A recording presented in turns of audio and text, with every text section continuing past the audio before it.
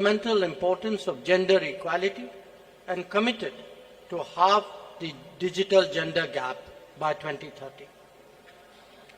Recognizing that the post-pandemic world order must necessarily be different from the world before it, the leaders have also emphasized the need to reinvigorate multilateralism and reform international financial institutions. This is particularly relevant to managing global debt vulnerabilities. So, as you can see, there have been many far-reaching and very consequential policies and decisions that have been agreed upon today. Keeping all that in mind, I would, at this stage, request Finance Minister to highlight the key issues from the finance track. Thank you, Jaishankarji.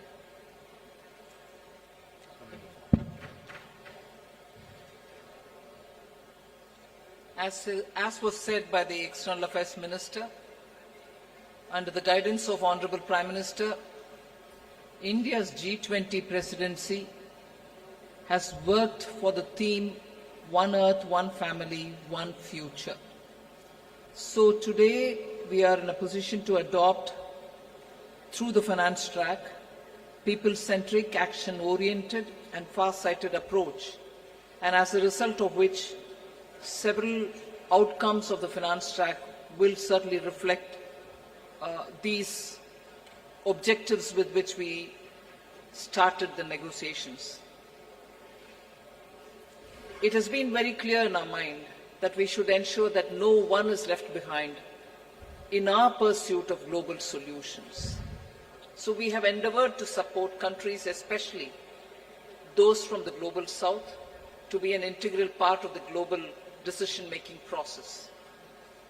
The G20, as you all know, is a very diverse group.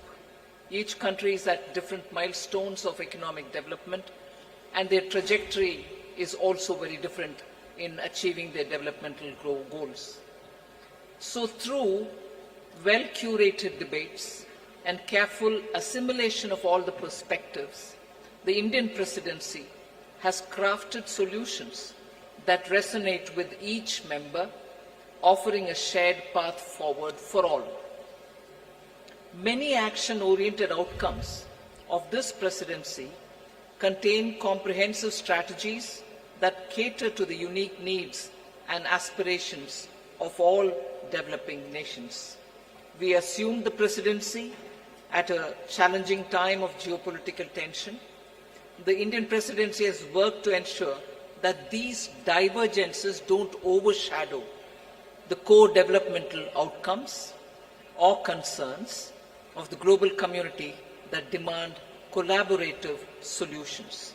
So today, as I look back at the 10 months of Indian presidency, I am left with gratitude and satisfaction. I can confidently state that the Indian G20 presidency has walked the talk. Now, let me share with you just some of the key achievements of the Indian presidency, the finance track. First one is the outcomes which are focused on strengthening the MDBs to address shared global challenges of the 21st century. So under this strengthening MDBs, there are 4 key highlights that I'd like to bring to your notice. The first one is agreement on the need for a better, bigger, and more effective MDBs. It is so necessary to have better, bigger, and more effective MDBs because the developmental demands from all across the globe is so high, these institutions will have to be better and bigger. This is also going to contribute to enhancing representation and voice of developing countries in the decision making. The second under the MDBs, strengthening of MDBs, is the G20 Independent Expert Group on strengthening MDBs, and this was established and it has submitted its volume 1. The first report, their report consists of 2 volumes. The first volume has already been submitted. The report recommends a triple agenda that dovetails with the call for the bigger, better, and more effective MDBs. The third point in strengthening MDBs is the agreement to collectively work towards boosting World Bank's financing capacity. Here, the options will be explored that will deliver a powerful boost to the IBRD headroom to support low-income and middle-income countries. And the fourth, endorsement for the G20 roadmap for implementation of the recommendations of an independent panel on capital adequacy framework of the MDBs. So the CAF recommendations are focused on enabling MDBs to use their existing resources effectively.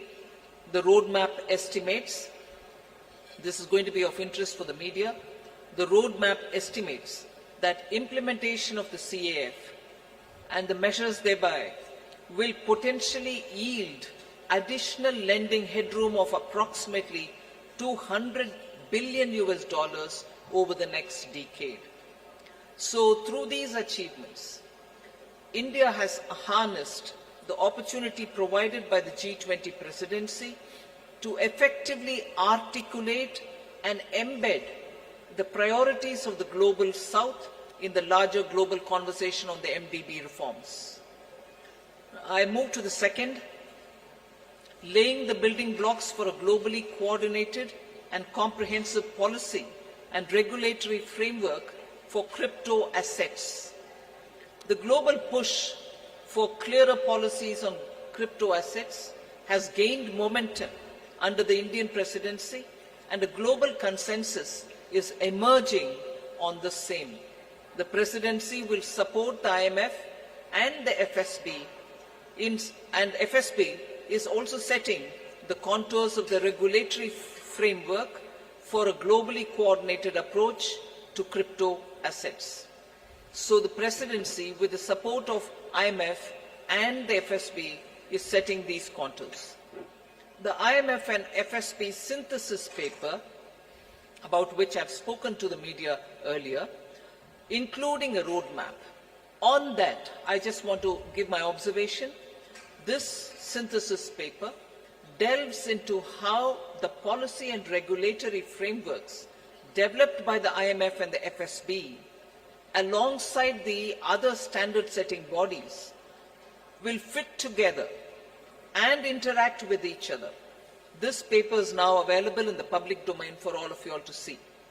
The third one, which I'd like to draw your attention to, is the financial inclusion and productivity gains through digital public infrastructure.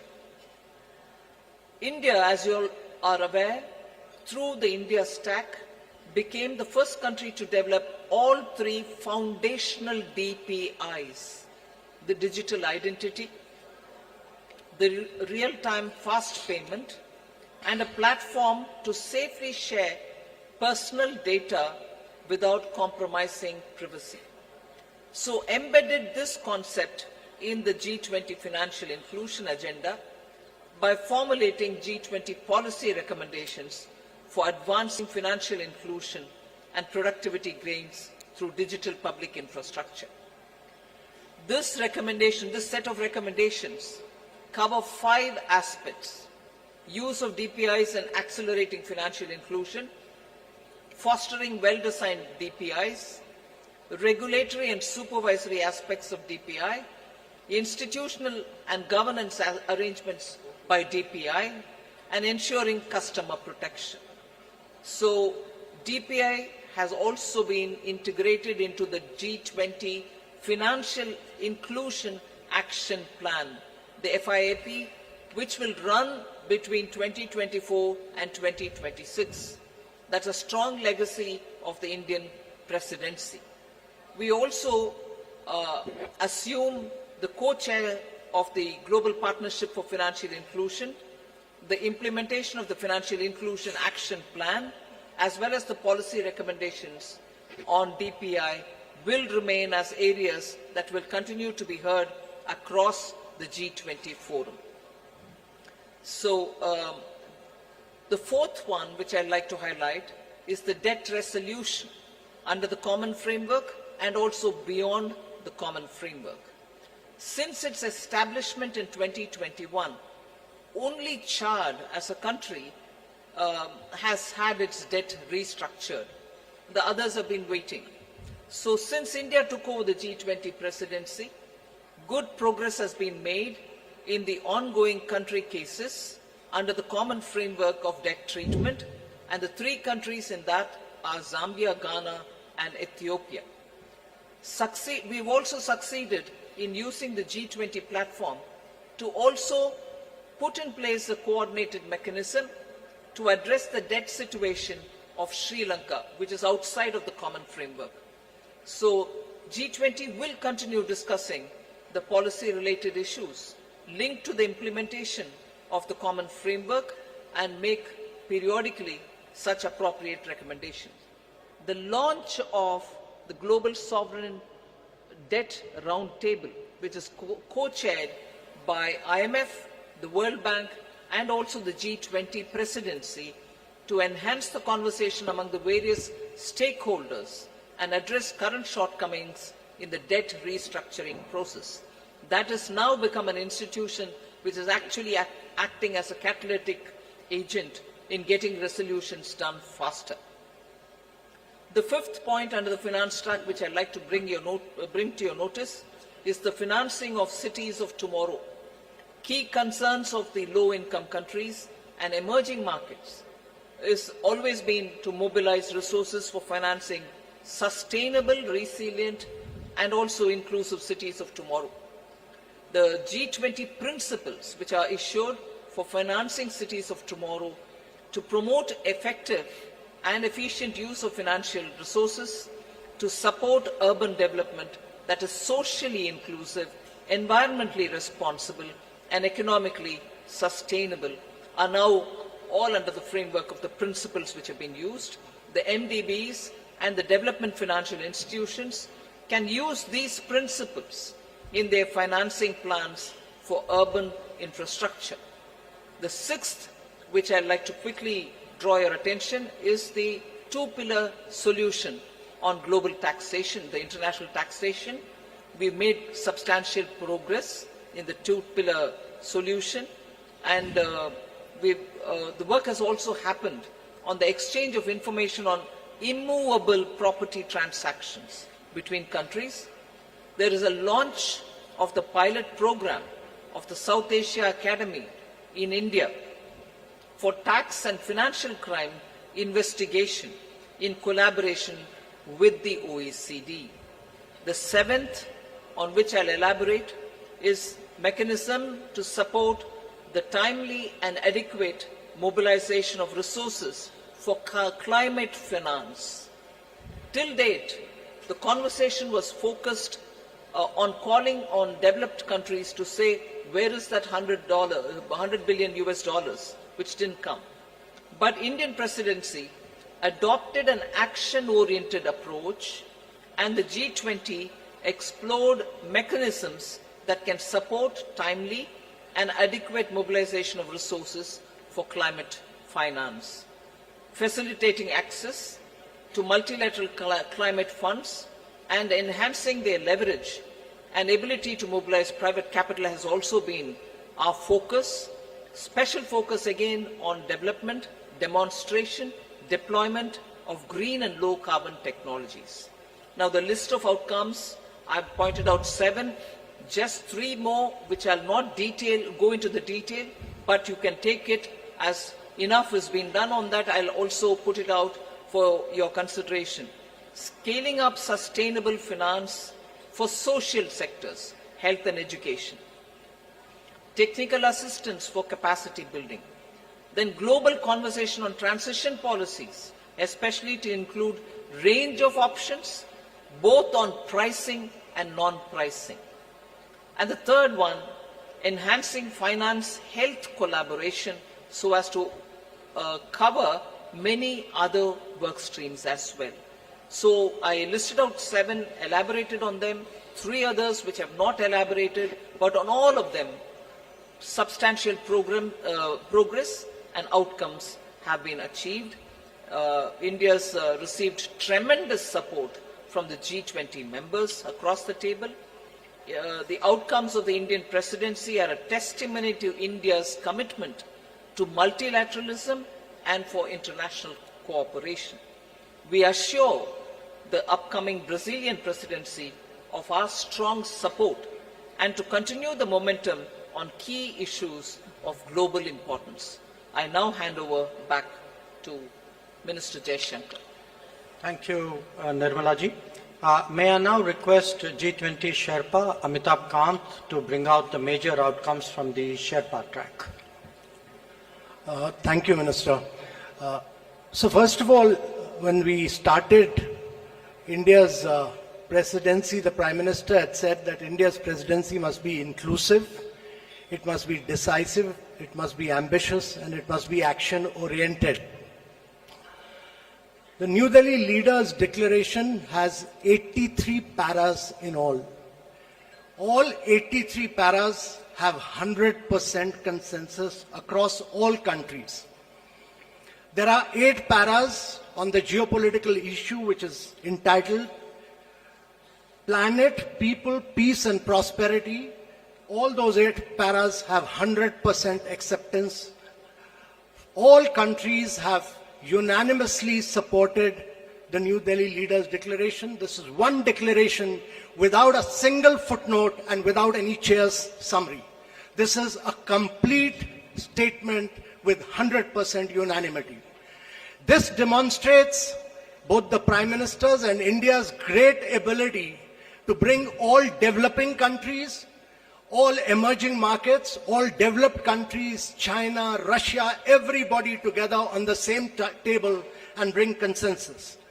Secondly, this has been the most ambitious presidency in G20's history ever, because the number of outcomes it has, both the outcomes and the annexed documents are about 112, which is more than 2.5 times which has ever been achieved before.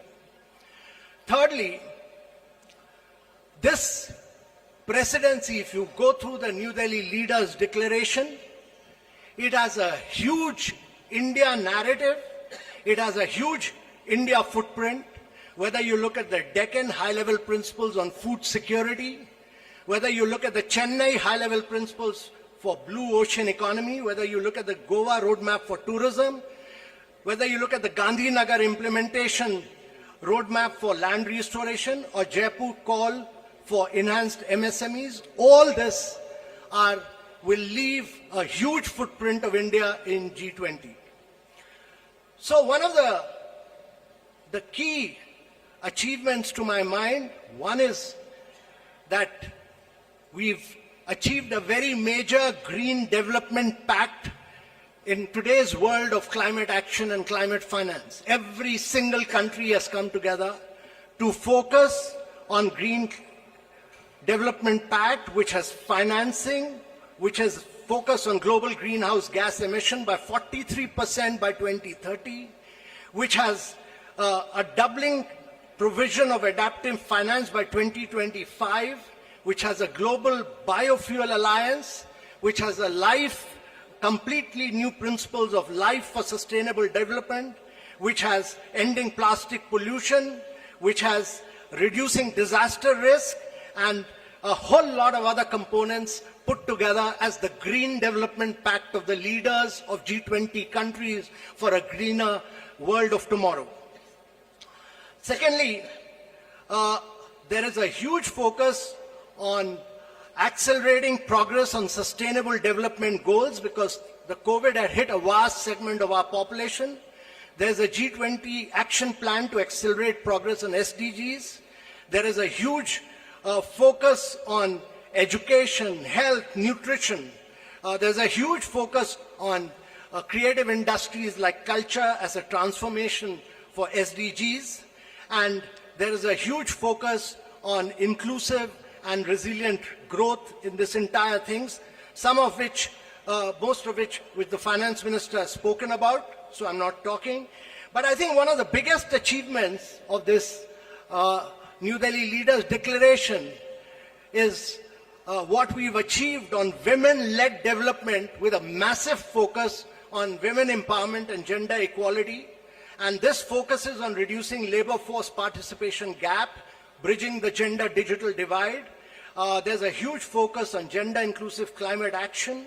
There's a completely big focus on women's food security, nutrition and well-being, and we've created a new working group on empowerment of women, which Brazil will carry forward. There's the next key big focus has been on technological transformation and the digital public infrastructure. Before we started our presidency, there was a vacuum on the digital world. There was no definition of digital public infrastructure. There was no framework. Both the definition and the framework has been accepted by G20, and for the first time, there is a new financial architecture for digital public infrastructure. There is also a global digital public infrastructure repository. There's a huge new focus. For the first time in the world, the G20 leaders have focused on artificial intelligence. They have focused on cyber security. Also, I would say that one of the key aspects of this presidency has been its focus on developing and emerging markets. No document of G20 has had such an immense focus on developing and emerging markets and the voice of the global south as this particular document has. This is a document of the global south. This is a document of the developing countries which came together and spelled out their priorities. And India has been the spokesperson of all the global south and spelled out their priorities in this document. This document also condemns terrorism. It denies terrorist groups safe haven and freedom of operation and many other things. But let me assure you that for the planet, there are several new initiatives on climate and health, and this has been an inclusive G20. This has been a very a G20 where the leaders give a direction to global agendas, and this has laid the foundation for very bold action. But more than anything else, it has amplified the voice of global south. It has also demonstrated that India has a huge capacity of bringing the world together and leading the world in developmental and geopolitical issues as well. So thank you very much, ladies and gentlemen. Thank you, Amitabh. Following up on my colleagues, let me add a few more remarks. While noting that the G20 is not the platform to resolve geopolitical and security issues, the leaders recognized that they can have significant consequences for the global economy. In particular, they dwelt on the ongoing war in Ukraine and the impact it has had, especially on developing and least developing nations still recovering from the pandemic and economic disruption. The 3 F's, food, fuel, and fertilizers, were issues of special concern. Another subject that was addressed by them, as the Sherpa noted, was countering terrorism and money laundering. The leaders condemned terrorism in all its forms and manifestations and recognized that it constitutes one of the more serious threats to international peace and security. So, in conclusion, as you can all see, all G20 member states have come to New Delhi with a strong sense of responsibility about addressing the most pressing global challenges. Speaking for India, we are clear that no one left behind, as the Finance Minister highlighted. No one left behind is as much a foreign policy goal as it is a domestic one. Indeed, it should be a global one. Obviously, there are differing viewpoints and interests at play in regard to the various issues under discussion. However, we have been able to find common ground on all of them. As a result, we can justifiably state that under Prime Minister Narendra Modi's guidance, the New Delhi Summit has given clear directions for the growth and development of the global economy in the years ahead. We would be glad to respond to your queries. Thank you. Thank you very much, sir. Before I hand over, open the floor for questions. Let me just mention that the document in question, the New Delhi Declaration, has been uploaded on the website about an hour ago, and please have a look at it. Let me open now the floor. I see gentleman at the back. Yeah, right there at the back on the left. Yeah. Parikshit, right? Yeah, please. No, not there. Behind you.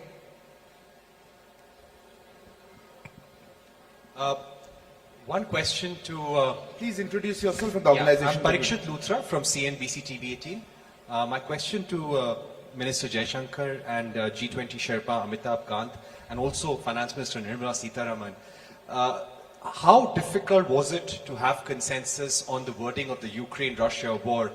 This has been a difficult point in every conversation in the G20. There were several drafts circulated. We heard of a new draft this morning as well. Were there any countries which actually helped India in bringing consensus on the table? I see a name. I see the lady here. Please, ma'am. Yeah, you.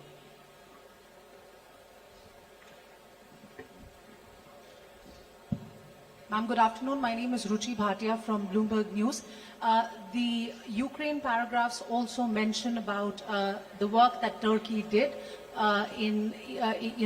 with respect to getting some sort of a consensus on the issue of the Black Sea grain deal as well. Where are things with respect to that, and can we expect any movement on that critical issue anytime soon, because it does concern several nations across the globe? Thank you. There's a hand there, the gentleman, yeah, right at the back on the left. Microphone, please. Yeah. This is Manas Pratim Huyan from Press Trust of India, PTI. In one of the paragraphs referring to the Ukraine conflict, it is mentioned that there were different views and assessment of the situation. So how do you explain this line about having differences on the Ukraine crisis?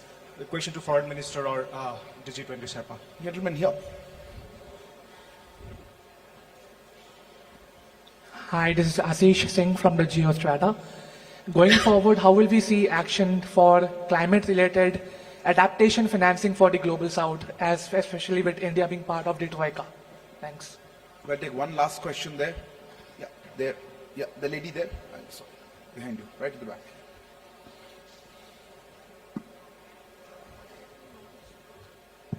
Okay. Hi, I'm Hamna from Brute. I wanted to know, does India see itself as the leader of the Global South, and how did it assume this role? Because there's been a lot of conversation about bringing the Global South together. So, yeah. Sir, may I? I didn't get the last one. How does India see itself as leader of the global south? Where is this lady? I'll just go with the stop, then I'll let me respond to some of the questions, and then I'd like to request the Sherpa to come in on that after me. How difficult was it to forge consensus on the Ukraine issue? This, as we have pointed out, is a declaration of 83 paragraphs. It has a lot of content. There are a lot of subjects which have been covered, some of which we have spoken about. But obviously, because of the ongoing conflict, the strong views about it, considerable time was spent, especially in the last few days, in regard to geopolitical issues, which really centered around the war in Ukraine. The question who helped, eventually everybody helped, because everybody came together for the consensus. But I think if Sherpa would bear me out, I think the emerging markets took a particular lead on this, and many of us have a strong history of working together. Bear in mind that actually you have 4 developing countries in succession as G20 presidency: Indonesia, us, Brazil and South Africa. So, but I would say, rather than who helped, the point to be recognized is that a common landing point was ultimately fashioned out. On the Black Sea grain corridor, there are, many discussions going on. As you know, the Foreign Minister of Russia is here. The President of Turkey and his delegation are here. UN Secretary General is here. Other people are here. So it's natural that there would be discussions going on this. In the past, I should add, when the Green Corridor was created at Bali last year, we had also, in our own way, contributed to some bridging of viewpoints and concerns, both between, at that time, between Turkey and Russia, and also worked with the UN Secretary General. On the sentence, or that phrase about having different viewpoints and assessments, I think we are being transparent. I mean, it is a fact. This is today a very polarizing issue. There are multiple views on this. There are a spectrum of views on this. So I think, in all fairness, it was only right to record what was the reality in the meeting rooms, and I think that is the sense that is sought to be captured. And I will leave the climate action issue to Sherpa, and I don't know if Finance Minister would like to speak on it. But on the global south, look, it is not, what India has tried to do, beginning with our presidency, was to seek to ensure that the concerns of the global south constitute the core agenda of the G20 deliberations. Because after 3 years of pandemic, after economic disruptions of various kinds, after the impact of the Ukraine conflict, after climate events, the fact is that the countries of the global south are in deep economic distress. And that distress has not, in our view, been fully recognized till now. And we therefore very consciously started off with the Voice of the Global South Summit. But again, I emphasize, the voice was of the summit. It was the voice of 125 countries who participated in that summit. But we, as the G20 presidency, we saw it as our responsibility of distilling the views which were expressed in that summit and putting it before the rest of the G20. And we can take a lot of satisfaction that many of the issues that the Finance Minister highlighted, which the Sherpa highlighted, these are truly global south issues, and we hope that certainly the Delhi summit and the deliberations which will take place today and tomorrow would give strong guidance to take them forward. Sherpa, Amitabhji, if you want to add to it.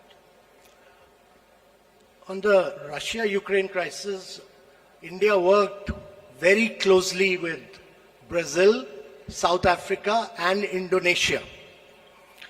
And I want to say that it was the emerging markets which played a very key role. India worked with all the emerging markets which played a very key role. There was very tough, very ruthless negotiations which went on for several days non-stop. And I really feel that in the end, the issue was clinched because of the leadership of the Prime Minister, because eventually we had to say that the leader wants it and this has to be delivered.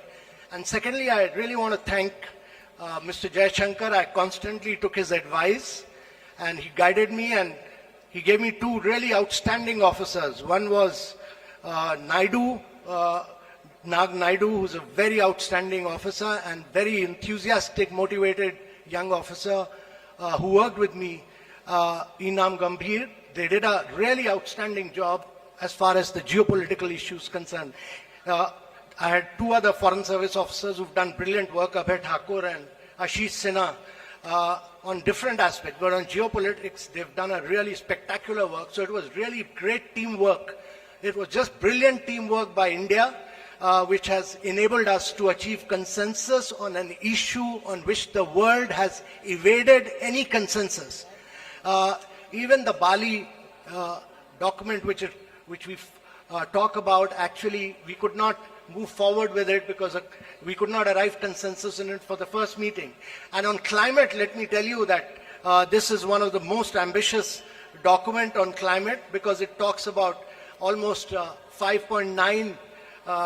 It moves first the language from billions to trillions, and secondly, it talks about 5.9 trillion requirement for the presidency and for the G20 countries. And it lays a huge focus on life principles. It lays a huge focus on reforms of the multilateral institutions because they were designed for the World War II and not for climate action. So all of these, it talks about new financing instruments, many other things, but in totality, if you look at it, it's probably the most vibrant, the most dynamic, and the most ambitious document on climate action that has come out anywhere. Finance Minister. Just to add one line on the climate finance matter, the question was raised whether mitigation is being dealt with or not. It deals with the mitigation, all right, but it also looks at adaptation and resilience. I think now the debate on climate finance is also moving much more into resilience, whether it is infrastructure or planning for it or funding. Resilience takes precedence. That is one. And second, country-specific solutions are now going to be possible. It's not going to be one size fits all. The problem of each country, particularly on climate, is so different from one another. So this Delhi Declaration and also the discussions which were held during India presidency has focused on that. And thirdly, pricing and non-pricing tools are also now available for countries to adopt. It is not just going to be price it if it is carbon intensive and forget the others. Countries do demand pricing as one of the tools, but non-pricing solutions are also going to be a lot more friendlier to countries with different carbon emission levels. Thank you. Thank you. I'll open there's a lady here. Yeah, please. It's okay. No. Ma'am, the microphone's already there. Yeah, go ahead, ma'am. You have the microphone.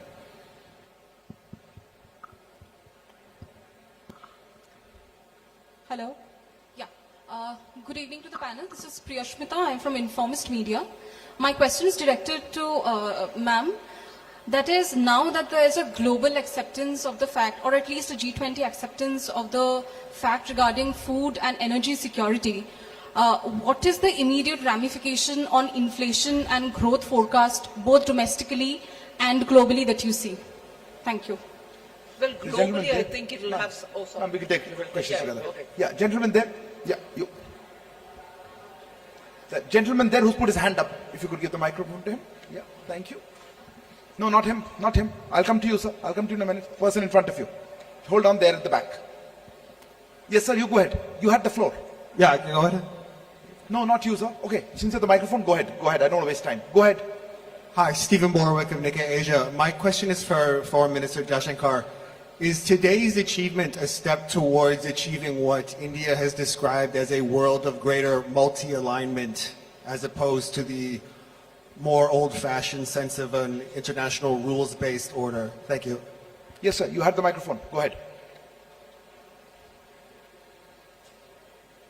Is the microphone on? Yeah. Thank you very much. I just wanted Minister Jaishankar. Please introduce yourself. Dr. Wail Awad from Sana, correspondent in India. Mr. Jaishankar, Honorable Minister, when you talked of the counter-terrorism measure, how serious was the members of the G20 and fighting terrorism together? Thank you. Yes, ma'am. You had a hand up quite some time. Yes, you right here, second floor.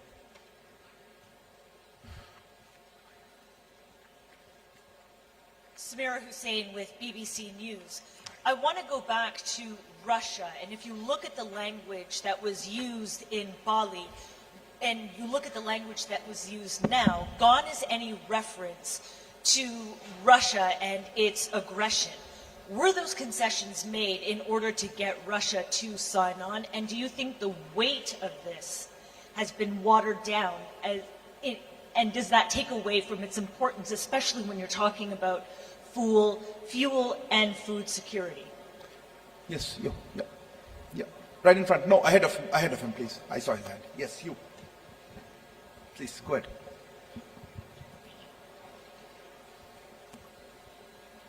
Hello. Yeah, sir, Rishikesh from the Press Trust of India. Everyone must surprised by this outcome. My question is that the personal bonding of PM Modi with President Biden and Russian President Putin, what was their contribution to bring this declaration? And did you have one question or two questions? One more. There was a gentleman there. Yeah, sitting there. Yeah, behind you. Yeah, Pranay, go ahead. Sir, Pranay Upadhyay, who's Z News से मेरा सवाल इस I'm from Z News. My question is this, that the inclusion of African Union in G20, it has been done in a record time, because in June the Prime Minister wrote a letter, and African Union is a part of it in the G20. How much India has invested in its lobbying? What endeavors India has made in this direction? Maybe Finance Minister would like to. On the inflation question, globally, of course, it's going to have an impact the moment it is executed. The understanding is executed and the grain movements start from Russia and from Ukraine. So, particularly countries which have been hard-pressed, which have originally and for a very long time depended on grains coming from these two countries, are now waiting to have that back again. As a result, I think it will cool off inflation, particularly in food grains. Domestically, we've had very little grains coming in. Except for edible oil, particularly sunflower oil, our imports have not been so much dependent on these countries. There are times when we've brought in extra edible oil, and therefore to that extent, yes, it will certainly have an impact on domestic inflation as well. But largely, India's domestic inflation is affected by vagaries of the monsoon or supply side problems. Global impact is not as much as countries which are outside dependent on grains coming completely for their consumption from outside. If I could respond to the question whether this is a world of monthly alignment. I mean, first of all, when we are talking about G20, let us remember that this is a forum for international economic cooperation. Its primary focus is on economic growth and development. And in a way, the G20 itself is a reflection of multipolarity. The fact that there was, in a way, the salience of G7 was a decade ago replaced by the salience of the G20. I think that itself was a statement.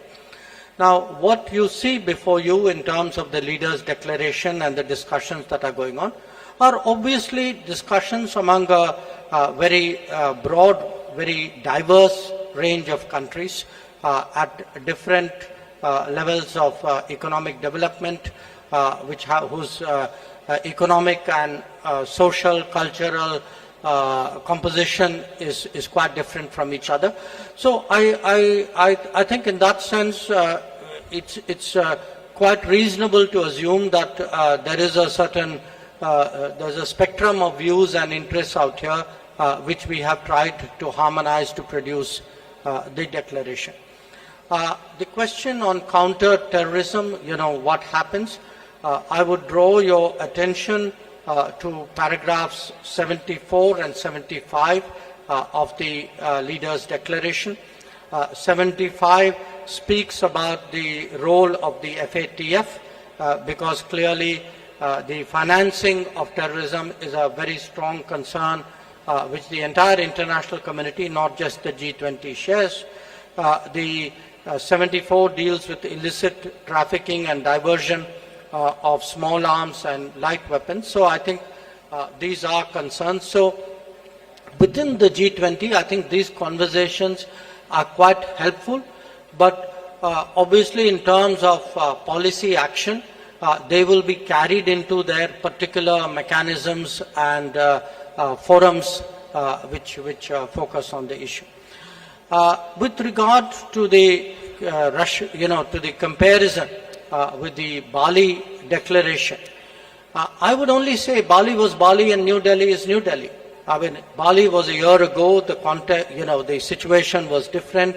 Many things have happened since then, and in fact, if you see in the geopolitical segment of the Leaders' Declaration, there are in totality 8 paragraphs, 7 of which actually focus on the Ukraine issue, and many of them highlight problems which are of great contemporary significance. I mean, including the efforts of the Istanbul agreements, the concerns about unimpeded deliveries of grain, foodstuff and fertilizers, the issues of attacks on the relevant infrastructure.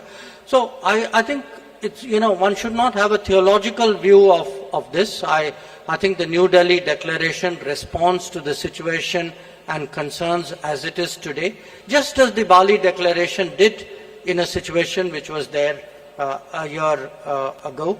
And finally, with regard to the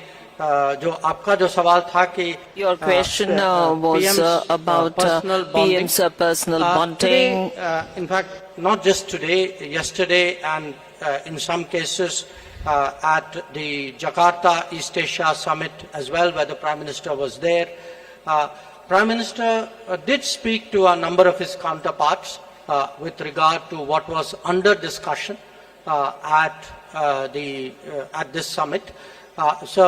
It is the responsibility of the Sherpa and of the ministers to put together the multiple strands and harmonize it into a document. But at the end of the day, I mean, I obviously do not want to go into very specific details, but at the end of the day, there are always gaps and issues and viewpoints. And I think today, especially Prime Minister's talking to a number of leaders during the day, his meetings yesterday with some of them, with others during the Jakarta meeting of the ES, I think were all very, very influential, or I would say almost determining in producing an outcome. The last question that you asked about African Union's union, the momentum was very quick. I would like to remind you that during Bali Summit and at the end of the Bali Summit, the President of African Union was the President of Senegal. At that time, the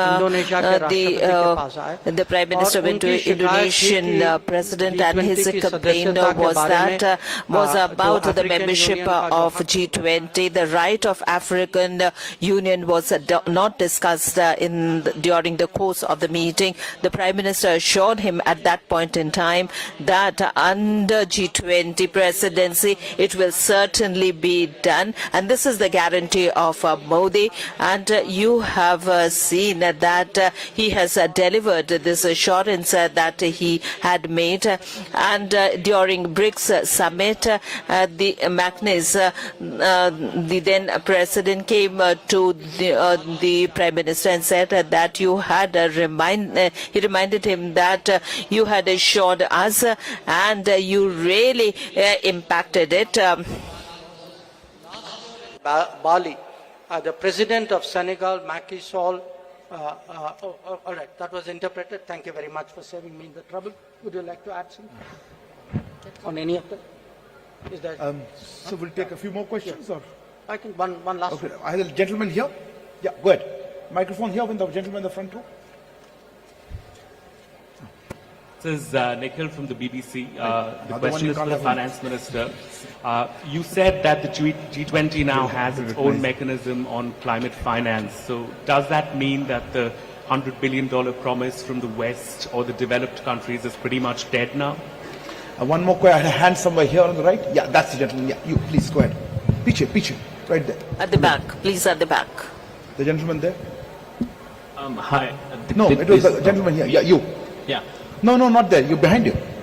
Okay, if you've got the mic, just ask. We can't listen. This is Mithil from NBC News. I wanted to ask two questions. One question, please. Okay, one question. The absence of President Xi Jinping at this summit, does India see this as a snub towards Prime Minister Narendra Modi, especially with the border issues, as well as President Joe Biden? You have the microphone. You're next. So I'm Sahil from ANI News Agency. So what kind of framework can be expected regarding crypto assets among the G20 nations? What is it? I saw one hand. Yes, gentleman. Yes, sir. Here. You have the microphone. Right. Could you just have that question? Could you ask the question again on the crypto? I think your question was. Yeah. Yeah. Could you repeat that, Minister?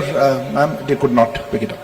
What kind of framework can be expected regarding the crypto assets among the G20 nations? Crypto assets framework.